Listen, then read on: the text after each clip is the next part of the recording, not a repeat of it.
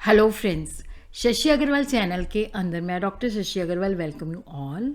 आज का जो हमारा सब्जेक्ट है that is the history of economic thought, और जिसके अंदर हमारा जो टॉपिक है that is we will understand the biography of Keynes, his achievement, उसके जो व्यूज़ हैं, how come they are different from the classical views, and what are the Keynes achievement, and we will also understand Keynes consumption function.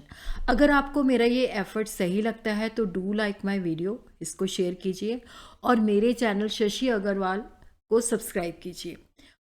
This is my app जिसको आप लोग download कर सकते हो। ये जो ऐप है गूगल प्ले स्टोर से बड़ी आसानी के साथ डाउनलोड हो सकती है, और ये जो ऐप है commerce, economics and management students को काफ़ी सारा फ्री स्टडी मटेरियल और काफ़ी सारे मॉक टेस्ट प्रोवाइड करती है, और उसी तरह काफ़ी सारे स्ट्रक्चर कोर्सेज भी अवेलेबल हैं। तो हिस्ट्री ऑफ इकोनॉमिक थॉट का भी स्ट्रक्चर कोर्स अवेलेबल है। और उसी तरह हम देखते हैं जो केन्स है, केन्स जो है 20th सेंचुरी की अगर हम बात करें तो he is the greatest economist, और he will remain one of the greatest in the history of economics. और जो केन्स रेवोल्यूशन है, क्योंकि केन्स ने जो इकोनॉमिक्स के अंदर जो कंट्रीब्यूशन है उसने रेवोल्यूशन ला दी, और जिसके बेसिस पे हम इकोनॉमिक आइडियाज़ ऑफ केन्स को एक्सप्लेन करते हैं, जिसको न्यू इकोनॉमिक्स भी कहा जाता है। और मॉडर्न इकोनॉमिक्स के अंदर भी जो केन्स है उसकी बहुत ज़्यादा कंट्रीब्यूशन है। और उसी तरह इकोनॉमिक्स के एनालिसिस के अंदर ही इंट्रोड्यूस्ड ए न्यू पैराडाइम, और न्यू पैराडाइम जो है जनरल मैक्रो इकोनॉमिक एनालिसिस, क्योंकि क्लासिकल इकोनॉमिस्ट जो थे वो जो प्रॉब्लम थी उसको मैक्रो लेवल पे स्टडी करते, फिर उसको मैक्रो लेवल पे अप्लाई करते। बट उसने कहा कि जो मैक्रो लेवल की प्रॉब्लम्स हैं उसके लिए हमें अलग से सोल्यूशन चाहिए। He was basically A classical economist. He analyse the monetary problems in A macro level.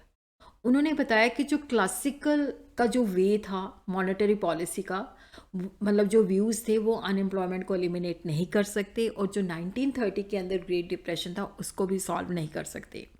तो अगर हम बात करें तो उन्होंने जो अनएम्प्लॉयमेंट और डिप्रेशन के साथ जो प्रॉब्लम्स जुड़ी हुई थी उनको बहुत गहराई के साथ एग्जामिन किया, और उसको अपनी general theory of employment, interest and money के अंदर ट्रीट भी किया, जो कि 1936 के अंदर पब्लिश हुई थी, और जो कि एक रेवोल्यूशनरी बुक है। और केन्जियन इकोनॉमिक्स को कई बार हम इकोनॉमिक्स ऑफ डिप्रेशन भी कह देते हैं। तो he was born in 1883, son of a noted British economist John Neville. Cambridge university से उन्होंने ग्रेजुएशन की। He was the leader of the British delegation to the Bretton Woods Conference in 1944. He served as the governor of the world bank and international monetary fund, और उसने अपने देश को काफ़ी सारी कैपेसिटीज़ के अंदर सर्व किया, और नेशन ने उसकी सर्विसेज की जो मतलब जो एप्रिसिएशन के अंदर उसको बेस्ट बैरन ऑफ टिल्टन का जो अवार्ड भी दिया। और ही डाइड इन अप्रैल 21, 1946। अगर हम बात करें उनकी पब्लिकेशन की, Indian currency and finance 1913, the end of the laissez faire 1926, a treatise on money, the means to prosperity, the great general theory of employment, interest and money, how to pay for the war. उसी तरह हम देखते हैं Keynes versus classical. तो classical theory ये believe करती थी कि लेसेस फेयर पॉलिसी गवर्नमेंट को इंटरफेयर नहीं करना चाहिए, बट अकॉर्डिंग टू केन्स के जो फ्री एंटरप्राइजेज है, अगर वो फ्रीली मतलब उसको रेगुलेट नहीं किया जाता तो ट्रेड साइकिल के अंदर जो फ्लक्चुएशन आती हैं, तो जिसकी वजह से क्या है इकोनॉमी के अंदर प्रॉब्लम्स आ सकती हैं, तो government intervention is must. Classical का ये मतलब था कि full employment is a normal feature, but coins ने कहा कि full employment is not a normal feature, संतुलन जो है अंडर एम्प्लॉयमेंट सिचुएशन में भी पॉसिबल है। क्लासिकल का ये मतलब था कि इकोनॉमी के अंदर परफेक्ट कॉम्पिटिशन एग्जिस्ट करता है, और रिसोर्सेज की जो एलोकेशन है वो आइडियल होती है, जिसकी वजह से आउटपुट और वेलफेयर को मैक्सिमाइज कर सकते हैं। बट केन्स ने कहा कि इम्परफेक्ट कंपटीशन एग्जिस्ट करता है, perfect competition is a myth, तो आइडियल एलोकेशन पॉसिबल नहीं है। Classical believed in invisible hand के सब कुछ ऑटोमेटिक फोर्सेस के ऊपर होता है, लेकिन केन्स ने कहा कि जो प्राइवेट मोटिव होते हैं वो पब्लिक वेलफेयर के साथ मैच नहीं करते, क्योंकि वहाँ पे होता है कि प्रॉफिट ज़्यादा कमाना है, तो जिसकी वजह से इकोनॉमी के अंदर डिप्रेशन, अनएम्प्लॉयमेंट आता है, तो जहाँ पे ऑटोमेटिक एडजस्टमेंट नहीं, तो गवर्नमेंट को जो है इन्वेस्टमेंट करनी पड़ती है जब उसने प्रॉब्लम को सॉल्व करना है। तो क्लासिकल ने माइक्रो इकोनॉमिक्स को स्टडी किया और उसकी थ्योरी को मैक्रो लेवल पे लगाने की कोशिश की। तो केन्स ने कहा कि जो मैक्रो प्रॉब्लम्स हैं उसके ऊपर हम माइक्रो थ्योरीज नहीं लगा सकते। Classical economist advocated wage price flexibility के वेजेस जो होती हैं, अगर अनएम्प्लॉयमेंट होती है तो वेज रेट कम हो जाता है, जिसकी वजह से एम्प्लॉयर ज़्यादा लेबर को रखता है और अनएम्प्लॉयमेंट की प्रॉब्लम सॉल्व हो जाती है। तो according to Keynes wage flexibility जो है मॉडर्न इकोनॉमिक्स के अंदर पॉसिबल नहीं है। क्लासिकल व्यूज़ का ये मानना था कि direct relation between the money supply and the price level. Keynes का मानना है कि इनडायरेक्ट रिलेशन है।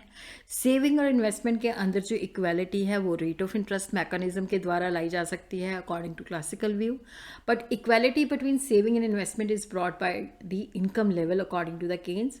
रेट ऑफ इंटरेस्ट जो है that is a flow according to the classical view, but according to Keynes in view it's a stock. Labour supply depend करती है real wage rate के ऊपर, but according to Keynes it depends upon the money wage rate. Classical view जो है वो कहता है कि कोई मनी इल्यूजन नहीं है, बट केन्स के मुताबिक जो लेबर है उसको मनी इल्यूजन है कि real wage rate, money wage rate जब बढ़ता है तो वो रियल वेज रेट के बराबर होता है। और इकोनॉमी को वो मानते हैं फुल एम्प्लॉयमेंट के अंदर संतुलन है, but according to Keynes under employment पे भी संतुलन हो सकता है। तो ऑटोमेटिक एडजस्टमेंट होती है, but according to Keynes automatic adjustment नहीं होती, गवर्नमेंट इंटरवेंशन इज मस्ट। तो वहाँ पे क्लासिकल व्यू का ये मानना है कि कोई स्पेकुलेटिव डिमांड नहीं होती, बट केन्स के मुताबिक स्पेकुलेटिव डिमांड होती हैं, वेजेस फ्लेक्सिबल हैं। केन्स के मुताबिक वेजेस फ्लेक्सिबल नहीं होती। अकॉर्डिंग टू क्लासिकल सप्लाई अपनी डिमांड खुद क्रिएट करती है, बट केन्स का ये मानना है कि सप्लाई डिमांड से ज़्यादा होती है। इसी वजह से अनएम्प्लॉयमेंट की प्रॉब्लम उत्पन्न होती है, क्योंकि एग्रीगेट डिमांड जो होती है वो लेस होती है एग्रीगेट सप्लाई से। मनी जो है that is a medium of exchange according to the classical view, but Keynes का ये मानना है कि मनी जो है स्टोर वैल्यू भी है। मनी इंपॉर्टेंट है डायनामिक एक्टिविटी के लिए। और क्लासिकल व्यू का ये मानना है कि रेट ऑफ इंटरेस्ट जो है that is the reward for saving, but rate of interest जो है that is the according to Keynes के जब हम लिक्विडिटी से पार्ट करते हैं। उसी तरह ही हम देखते हैं कि जो केन्स का साइकोलॉजिकल लॉ ऑफ कंजम्पशन है वो इनकम, आउटपुट और एम्प्लॉयमेंट के अंदर उसकी बहुत ज़्यादा, जब हमने उनकी प्रॉब्लम को एनालाइज करना है तो that plays a very vital role.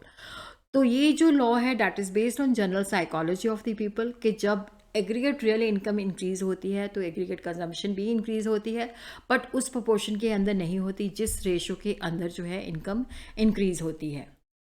According to Keynes consumption is a function of income. Amount of the money जो लोग स्पेंड करते हैं that is known as a जो गुड्स एंड सर्विसेज पे, ताकि वो अपनी ज़रूरतों को सेटिस्फाई करे, तो वो एग्रीगेट कंजम्पशन होती है। तो प्रोपेंसिटी टू कंज्यूम एक शेड्यूल होता है जो डिफरेंट लेवल्स ऑफ इनकम के ऊपर हमें बताता है कि ये कंजम्पशन है। उसी तरह हम देखते हैं कि जो कंजम्पशन फंक्शन है, जो साइकोलॉजिकल लॉ है, ये कॉमन एक्सपीरियंस की स्टेटमेंट है जो कि 3 प्रोपोजिशन के ऊपर बेस्ड है कि जब एग्रीगेट इनकम इंक्रीज होती है तो कंजम्पशन एक्सपेंडिचर भी इंक्रीज होता है, क्योंकि जब व्यक्ति की इनकम इंक्रीज होती है तो वो अपनी ज़्यादा ज़रूरतों को पूरा करना चाहता है। तो second proposition is that when income increase the additional income जो है कंजम्पशन और सेविंग के बीच में स्पेंड की जाती है। जब इनकम इंक्रीज होती है तो कंजम्पशन और सेविंग भी इंक्रीज होती है, बट कंजम्पशन उस रेशो से इंक्रीज नहीं होती जिस रेशो से हमारी इनकम इंक्रीज होती है। कंजम्पशन फंक्शन जो है वो डिपेंड करता है ये अजम्पशन कि जो लोगों की हैबिट्स है खर्च करने के प्रति वो चेंज नहीं होती।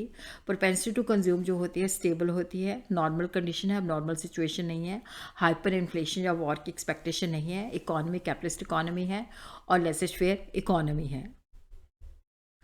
और जो कंजम्पशन फंक्शन है प्रोपेंसिटी टू कंज्यूम का मतलब होता है कि जैसे डिफरेंट लेवल्स ऑफ इनकम के ऊपर डिफरेंट कंजम्पशन क्या है which establish the relation between the consumption and the income. Average propensity to consume जो है that establish the relation between consumption and income.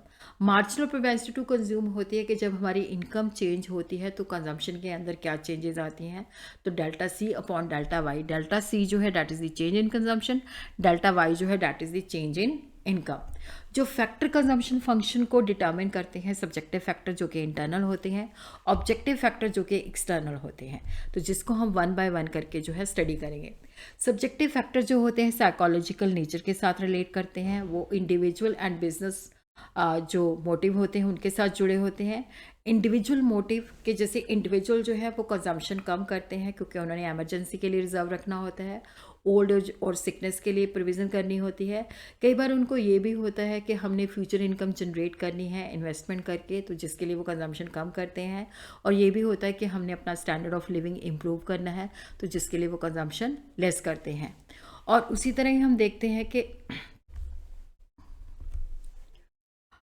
ये भी होता है कि फ़ाइनेंशियल इंडिपेंडेंस, जिसके लिए वो पैसे जोड़ते हैं ताकि उनके पास पैसा अच्छा हो जाए तो वो अपना कोई काम शुरू कर सके और फ़ाइनेंशियल इंडिपेंडेंस हो, तो जिसके लिए वो कंजम्पशन लेस करते हैं। और उसी तरह फॉरवर्ड ट्रेडिंग और स्पेकुलेशन की डिज़ायर से भी वो कंजम्पशन जो है लेस करते हैं।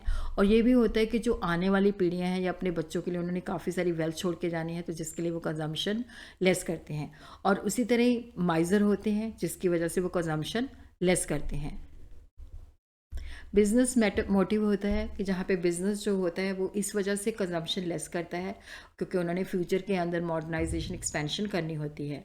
और उसी तरह इमरजेंसी को मीटअप करने के लिए पैसे जो है लिक्विड फॉर्म में रखने होते हैं। और उसी तरह होता है कि अगर हम पैसा सेव करेंगे तो हम अच्छी इन्वेस्टमेंट कर सकते हैं, जिससे हमें लार्ज इनकम हो सकती है। और कई बार वो फाइनेंशियल विजडम करते हैं ताकि उनको जो है डेप्रिसिएशन, एब्सोल्यूशंस और जो डेट है उसको फ्यूचर के अंदर डिस्चार्ज सही समय पे किया जा सके, जिसके लिए वो फाइनेंशियल सोर्सेज जो है अपने काफ़ी सेव करते हैं।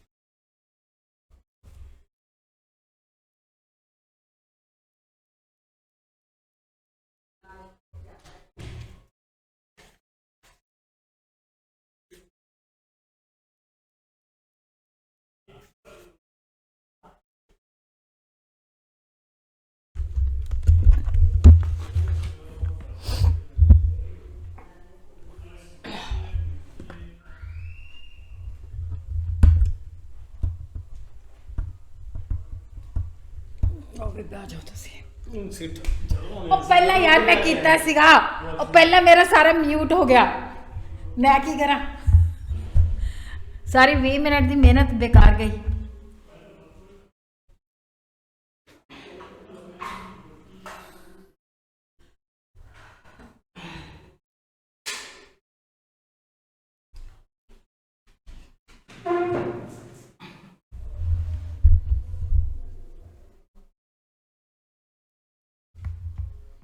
ऑब्जेक्टिव फैक्टर्स, तो यहाँ पे हम देखते हैं कि जैसे जो सब्जेक्टिव फैक्टर होते हैं ये साइकोलॉजी के साथ होते हैं, जो कि शॉर्ट पीरियड के अंदर स्टेबल होते हैं, कोई चेंज नहीं आती, कांस्टेंट होते हैं।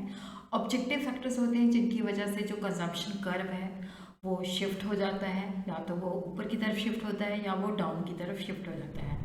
तो फर्स्ट हम देखते हैं कि चेंज इन मनी इनकम, जब इनकम बढ़ती है तो कंजम्पशन भी बढ़ती है, अगर इनकम डिक्रीज़ होती है तो कंजम्पशन भी डिक्रीज़ होती है।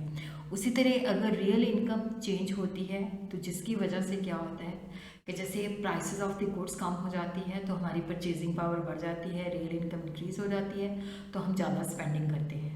और उसी तरह अगर प्राइस राइज हो जाती है तो हमारी रियल इनकम कम हो जाती है तो हम कम स्पेंडिंग करते हैं। उसी तरह change in the distribution of income, अगर डिस्ट्रीब्यूशन इक्वल है तो प्रोपेंसिटी टू कंज्यूम जो है क्योंकि वो भी ज़्यादा होगा, बट अगर अनइक्वल डिस्ट्रीब्यूशन है तो वहाँ पे जो प्रोपेंसिटी टू कंज्यूम है वो लेस होता है, क्योंकि रिच लोगों के पास ज़्यादा डिस्ट्रीब्यूशन होता है तो वो कम कंजम्पशन करते हैं। विंडफॉल गेन एंड लॉसेस, अगर अनएक्सपेक्टेड गेन होता है तो जिससे कंजम्पशन इंक्रीज हो जाती है, हमारा कंजम्पशन फंक्शन जो है शिफ्ट कर जाता है। और अगर अनएक्सपेक्टेड लॉसेस होते हैं तो जिसकी वजह से हमारा कंजम्पशन कर्व जो है नीचे की तरफ शिफ्ट कर जाता है। उसी तरह change in the wage level, अगर वेजेस बढ़ती हैं तो कंजम्पशन भी बढ़ती हैं, कंजम्पशन फंक्शन कर्व जो है ऊपर की तरफ शिफ्ट हो जाता है। बट अगर वेजेस इंक्रीज होती है बट उससे ज़्यादा प्राइस लेवल इंक्रीज होता है तो कंजम्पशन कम हो जाएगी, तो कंजम्पशन फंक्शन नीचे की तरफ चला जाता है। अगर वेज रेट कम हो जाता है तो कंजम्पशन लेस हो जाती है और हमारा कर्व नीचे की तरफ चला जाता है। और ऑर्गेनाइजेशन की जो फाइनेंशियल पॉलिसी है वो भी कंजम्पशन को इफेक्ट करती है। अगर वो प्रॉफिट को डिस्ट्रीब्यूट करते हैं शेयर होल्डर के अंदर तो शेयर होल्डर की इनकम बढ़ जाती है तो वो ज़्यादा कंजम्पशन करते हैं। बट अगर वो प्रॉफिट को डिस्ट्रीब्यूट नहीं करते तो शेयर होल्डर की कंजम्पशन नहीं होती। तो उसी तरह अगर फ्यूचर के अंदर लगता है वॉर है, शॉर्टेज है, तो वो ज़्यादा खर्चा करते हैं, तो ज़्यादा बल्क में परचेजिंग करते हैं। उसी तरह गवर्नमेंट की अगर टैक्सेशन पॉलिसी जो है प्रोग्रेसिव है तो जिससे क्या होगा कि लोगों के पास इक्विटेबल डिस्ट्रीब्यूशन होगी और प्रोपेंसिटी इंक्रीज होगी, अदरवाइज वाइस वर्सा। अगर रेट ऑफ इंटरेस्ट हाई है तो लोगों को लगेगा कि लिक्विड एसेट की जो कॉस्ट है वो हाई है, तो लोग ज़्यादा जो है बेसिकली सेविंग करते हैं, सेविंग को इन्वेस्टमेंट के में अंदर कन्वर्ट करते हैं। बट अगर जो है इंटरेस्ट रेट लो है तो उसके ऊपर वो ज़्यादा कंजम्पशन करेंगे। अगर liquid acid in the form of cash balance saving और गवर्नमेंट बॉन्ड जो है वो ज़्यादा है तो वो भी कंजम्पशन फंक्शन को इफेक्ट करती हैं। लार्ज लिक्विड एसिड है तो वो ज़्यादा स्पेंड करेंगे, और अगर क्या है कि उनकी लिक्विड एसिड कम है तो वो कम स्पेंड करेंगे, तो कंजम्पशन फंक्शन नीचे की तरफ जाएगा। और एटीट्यूड क्या है, अगर कंज्यूमर जो है फ्यूचर कंजम्पशन को ज़्यादा प्रेफर करते हैं तो वो प्रेजेंट कंजम्पशन नहीं करेंगे, ज़्यादा सेव करेंगे, तो कंजम्पशन जो है डाउनवर्ड होगी। और उसी तरह अगर वो प्रेजेंट कंजम्पशन को प्रेफर करते हैं तो वो कंजम्पशन ज़्यादा करेंगे। डजन वरी हाइपोथेसिस हमें बताता है कि अगर इंडिविजुअल की जो एक्सपेक्टेशन है, जो एक्सपेंडिचर है, वो करंट इनकम नहीं उसकी पास्ट इनकम और स्टैंडर्ड ऑफ लिविंग के ऊपर भी इम्पैक्ट करता है, डिपेंड करता है। अगर करंट इनकम रिड्यूस हो जाती है बट इंडिविजुअल को एक पर्टिकुलर स्टैंडर्ड लिविंग की आदत पड़ी होती है, हैबिट होती है, तो वो अपनी कंजम्पशन लेस नहीं करता। और उसी तरह क्या है कि उन्होंने डेमोन्स्ट्रेशन फैक्ट के जो लो इनकम होती है कि जो हाई इनकम के लोग जिस तरह से स्पेंडिंग करते हैं तो उससे काफ़ी प्रभावित होते हैं, तो जिसको हम डेमोन्स्ट्रेशन फैक्ट भी कह देते हैं। अगर वेल्थ ज़्यादा होगी तो प्रोपेंसिटी टू कंज्यूम भी ज़्यादा होगी क्योंकि उसकी मार्जिनलिटी टुवर्ड्स वेल्थ लो होगी, तो जिसकी वजह से कंजम्पशन ज़्यादा करेगा। Factor like size of the family, stage of the family life cycle, place of residence, occupation, वो भी हमारी कंजम्पशन को इफेक्ट करते हैं। अब जैसे विलेज के अंदर जो लोग रहते हैं उनकी कंजम्पशन स्पेंडिंग लेस होती है एज़ कम्पेयर टू अर्बन। जो फैमिली साइज बड़ा होता है उसकी भी स्पेंडिंग ज़्यादा होती है। अगर हमें आसानी के साथ कंज्यूमर क्रेडिट मिल जाता है तो ड्यूरेबल के ऊपर हम ज़्यादा स्पेंड करते हैं। अगर हमारी इनकम वेरिएबल है, परमानेंट नहीं है, तो हम कम कंजम्पशन करते हैं। बट अगर हमारी इनकम स्टेबल है तो हम ज़्यादा स्पेंडिंग करते हैं।